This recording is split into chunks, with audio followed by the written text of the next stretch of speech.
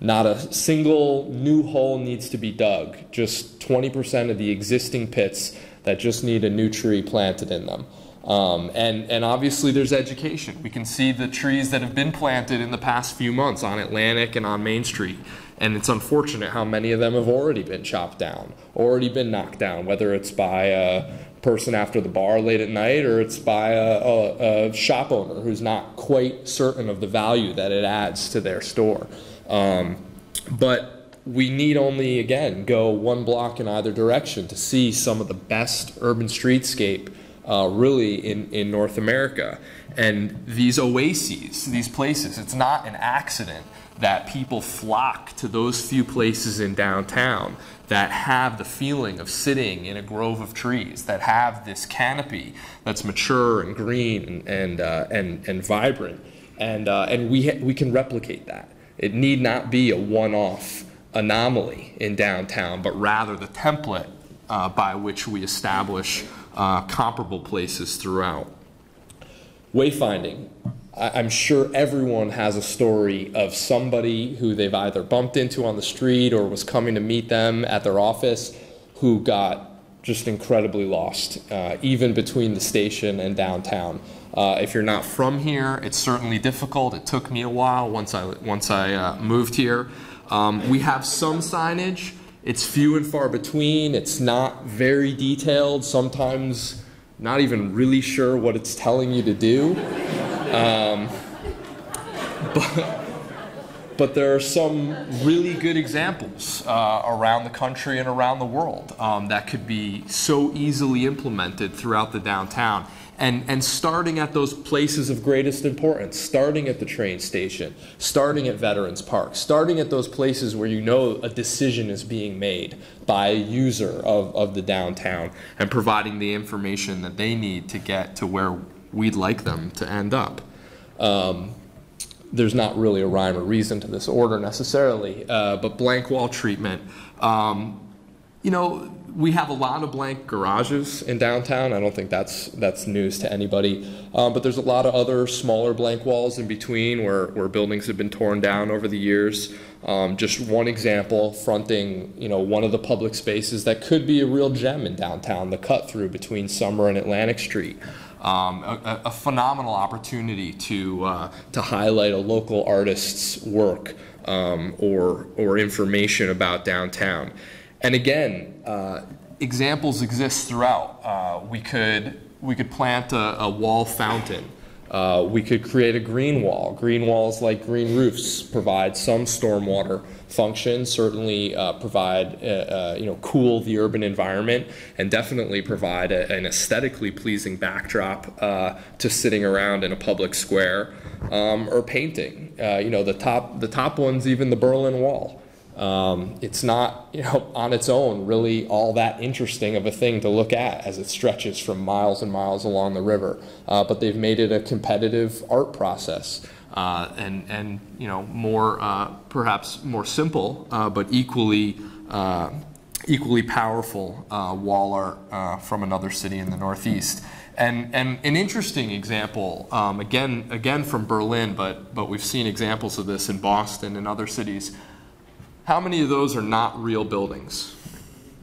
3 of them.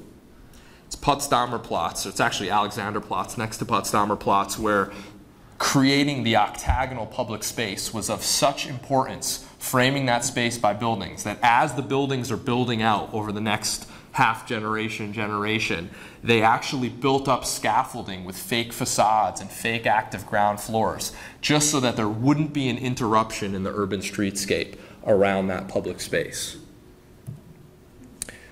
And of course, if we're going to enjoy time in our public spaces, if we're going to interact with one another, if it's going to be a true third place in our downtown, there needs to be a place to sit.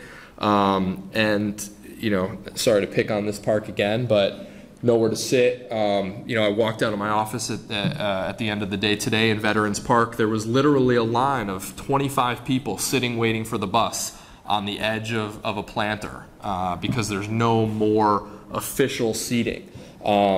And it need not be fancy, but it could be. It could it could allude to some aspect of Stamford's history. It could allude to some elements of our architecture, or it could be just as simple as a pair of folding metal chairs and a table. But the conditions necessary so that our public realm can serve as that creative habitat rather than just a place to pass through.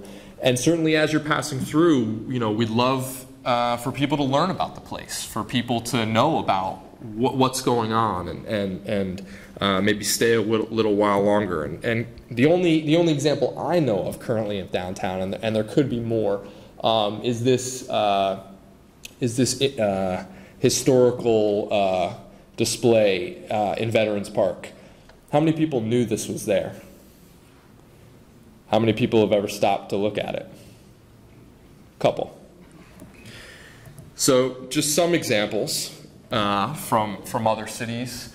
Boston, an interactive metal display that shows the historic evolution of a portion of the city, something for kids to play with. It's movable, it's learning. On the top, a fountain in Salem, Massachusetts. The different levels of the fountain demonstrate the coastline over time, from the founding of the city to the current day. On the left, a marker in Victoria, in Vancouver Island, explaining the importance of that location to the native population. And then as we move forward, you know, a lot of this is about improving the current conditions and harking back to our history. But there's also a lot going on, and there's a lot going on out towards the future, and not a lot of people know about it. There's, you know, the Stamford Advocate's obviously very good at covering development, but a lot of cities around the country, around the world, have created a place in their downtown. This could be part of the Innovation Center, certainly it could be someplace else. But they've taken an empty, vacant storefront in the heart of their downtown and turned it into a development center, a center where people, residents of the city, can come and learn about the projects that are taking place, whether it's development projects from the private sector or whether it's public infrastructure investments, so that they can know where the future of their downtown is. Or models that are interactive, where they can play out different scenarios for the future. And certainly places even where newcomers, directed to them by the wayfinding signage in the downtown, learn something about a project or a condo development or a new retail space that actually inspires them to take a further look and invest in the community themselves. And the last one I'll leave you with is just this idea of a walking tour. At some point, date yet to be determined, we're going to walk around downtown. I do it every day. I'm sure many of you do too, but doing it in a group or in small groups, you know, some of this stuff that we're each seeing for the first time or seeing through new eyes will come to light. And this will be the first step towards the blueprint of how we achieve the 50 improvements in 500 days. Thanks.